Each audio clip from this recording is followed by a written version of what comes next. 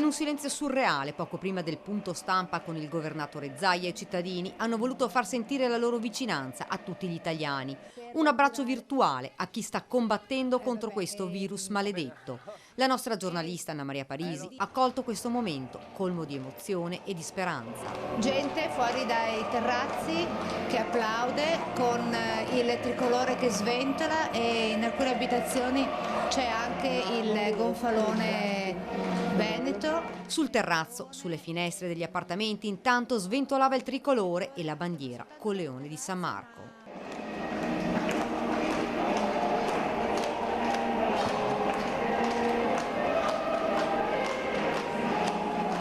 Nessuna parola, solo il silenzio, in segno di rispetto, pensando a chi sta lottando, a chi sta sacrificando tutto per aiutare i pazienti, al personale sanitario, ma anche a chi si sta dando da fare per affrontare questa emergenza. L'inno di Mameli finisce, poi l'applauso, ma ricomincia questa battaglia che tutti insieme possiamo vincere.